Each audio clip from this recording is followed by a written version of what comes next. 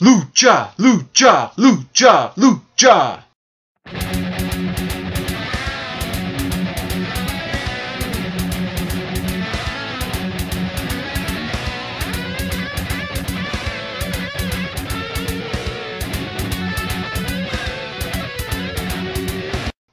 When I look at this week's episode of NXT, I feel like this is one of their better episodes, even though it still does have its flaws. I feel like that NXT is starting to realize that they need to put on better quality, and I like that they have done that, and they're really starting to build up and progress into their next 2-hour special event. But I feel like that this show was like a yeah but type of show. It was really hit and miss. I thought that the structuring was a little off in the first half hour, but in the second half hour I felt like it was fine. So overall I was still entertained and I really enjoyed this show.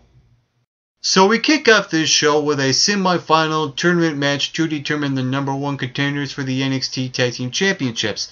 The match between Enzo Amore and Colin Cassidy, as I like to call them, Team Soft, taking on Simon Gotch and in English, the Vaudevillians. And going into this match, I was expecting a really good, solid 10-minute match where both teams are showcased very well. I should have known better, because what we got was one of those matches where it was starting to get really good and then it ends. I was let down by this match. I was kind of disappointed that we never got to see a good length of a match that these two teams actually deserved, because not only are they two favorite teams on NXT, but I think they really deserve better than what they got here. And I was completely let down by that. As far as the Vaudevillians going over in this match, I'm actually okay with, because they are new and they're starting to get a really good fan reaction, and they're a different team. They're very unique. I like the push that they're receiving. So I actually don't mind them going over in this match, because later on we got to see the Legionnaires. They interfered in this match, but not necessarily in this match, but after the match. And I thought that was weird as well. I mean, if you're going to screw over Team Soft and really want to embarrass them even more, why not come out during the match instead of after the match to really screw them over and cost them a shot for the tag team titles? So I thought that the execution was off there, but what we got was actually a nice story progression into what could potentially be a decent feud between two teams that don't involve the titles. So to me, that is somewhat of a plus coming off of this segment. What it's going to be is a hair versus hair match between the Legionnaires and Team Soft. I like when Sylvester Lefort came out with the razor and started to shave off Enzo's beard, and I like his reaction. He was like, "What? What happened?" It was like he didn't know what happened. He wasn't really self-aware. I thought that was really interesting on his character. It kind of makes sense how he would react that way.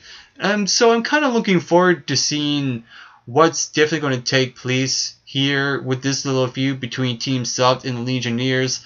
I think what's going to end up happening is that in this hair versus hair match, the Legionnaires are definitely going to get their heads shaved bald.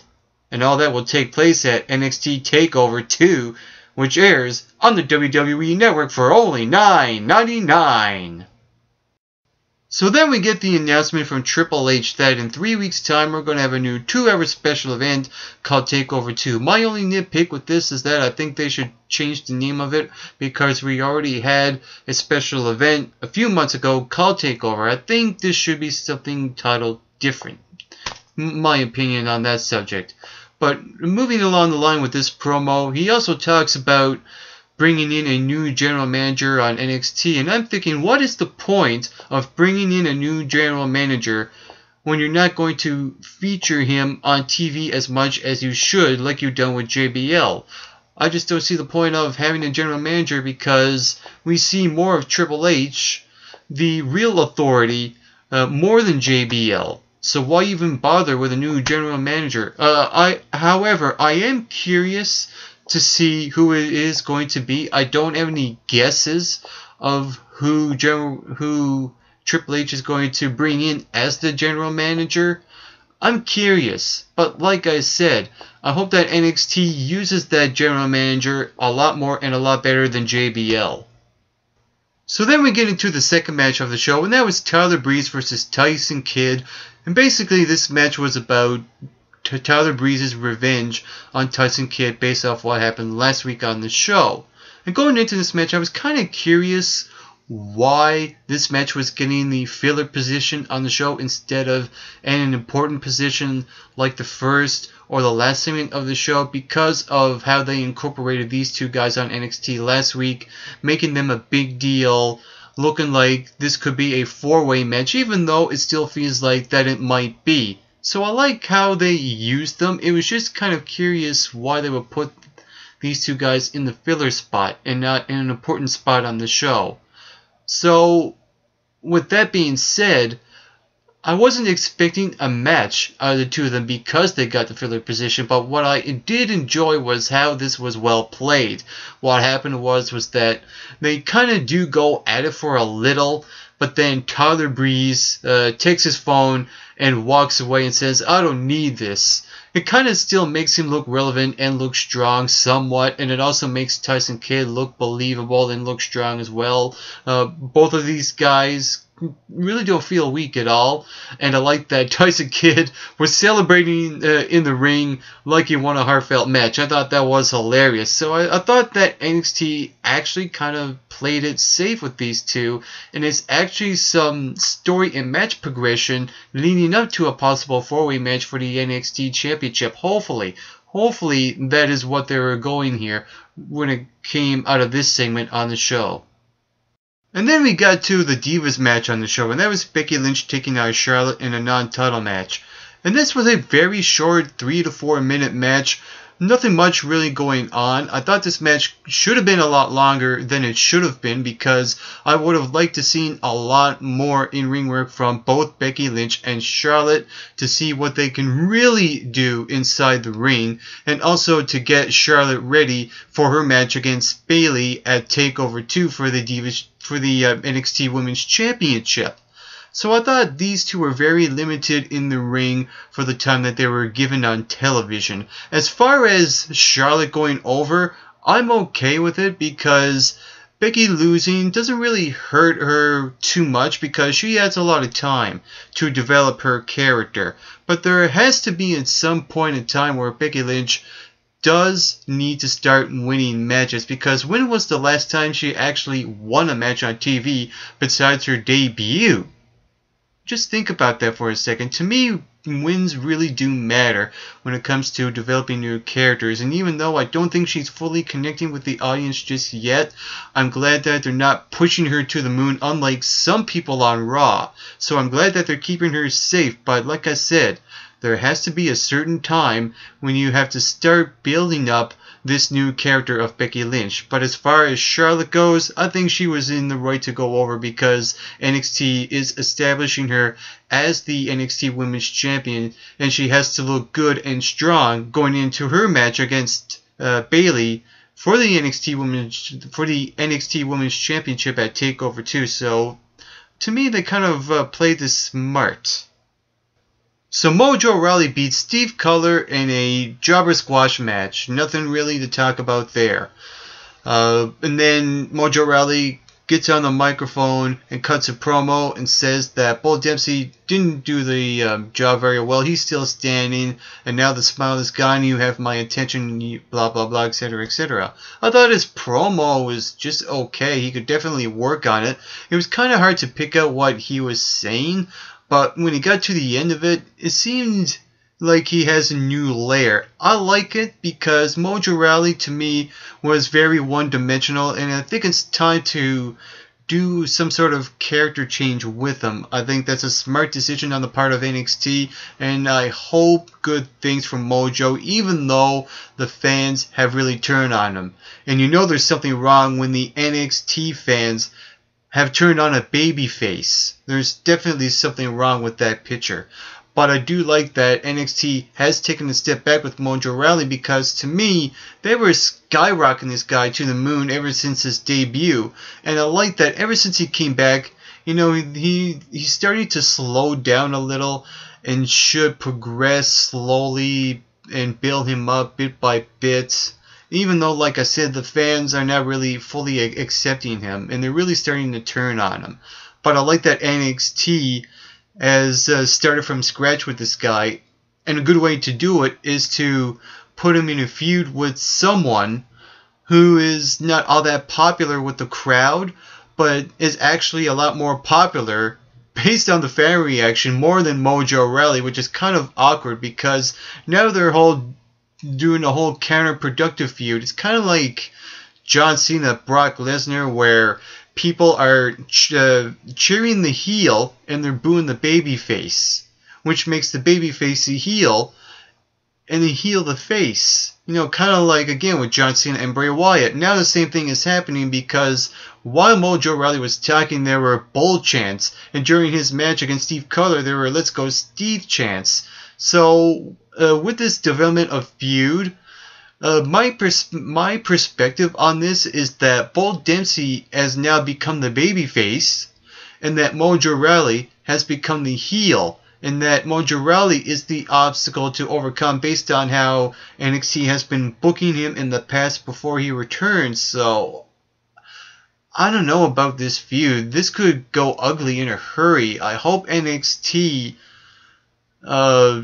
does a decent job with it, but I really don't have any hopes. My hopes are not really high for this feud going forth to TakeOver 2. And then we get into the final match on the show, and that was the final semi-final tournament match to determine who would face the Vaudevillians in the final match in the tournament to determine who will be the number one contenders for the NXT Tag Team Championships. And there was the match between Sami Zayn and Adam Rose taking on Sin Cara and Kalisto. And overall, I thought this was a really fun match. This was enjoyable to watch. This was fast-paced, high-action, all around. Never a dull moment in this match, and I thought these two teams delivered a really decent show to close off NXT, and the fans went home happy. That's the best thing I got out of this match, and I think the right team won. You have Kalisto and Sin Cara, a team who actually feels like a team, unlike Adam Rose and Sami Zayn, because I feel like Adam Rose and Sami Zayn are just in the tournament just to fill in the spot for the tournament. So with that being said, I think the right team won, the right team went over, and I think Sami Zayn and Kalisto are ready. And based on the performances of both the Vaudevillians and Sin Cara and Kalisto in their respective matches, I think Sin Cara and Kalisto, the Luchas, outperformed the Vaudevillians. Therefore, with that being said, I think the winner of this tournament should be Sin Cara and Kalisto. What an incredible performance this team had in this match. There was a great moment where where Kalisto landed on his hands after a move, and then he flips over a couple of times, and he does a head scissor on his opponent and then flips him over. What a great spot. There were really good tag team moments in this match with Sin Cara and Kalisto. I like this team. They feel like a team. They have matching colors when they come out in their entrance. So I really enjoy this tag team in Sin Cara and Kalisto. These two are ready to take on the Ascension, and just imagine the dynamics in that match. Here you have the Ascension, who's a powerful, dominant force, and nobody can stop them. And then you have this an underdog type of tag team in Sin Cara and Kalisto, two high flyers, lucha libres. Imagine the dynamics in that match. Oh, I think that match could end up stealing the show at TakeOver. It should deliver. I don't have my hopes up, but it should deliver. So overall, I would give this show maybe a 7 or 7.5 out of 10. I like that there was some story progression leading up to TakeOver 2. However, I still feel that NXT should get their priorities straight, because even though they have announced we have a hair versus hair match, a tag team match for the tag team titles, the NXT Divas match between Charlotte and Bayley, as well as a possible match between Mojo Rawley and Bull Dempsey, and they don't have an announced match for the NXT Championship. I wish they would get their priorities straight. Come on, NXT. Get your priorities in order. Come on. But like I said, I like the advancement to TakeOver 2, and I hope good things for that show. So with that being said, what did you think about NXT? Comment below, let me know. While you're at it, you can hit that subscribe button down below this video. You can even follow MRB Wrestling on Twitter, and you can like us on Facebook at the Mick Rock and Bolt Wrestling Review Show. And on a final note to all you viewers watching, get plenty of rest and always do your best.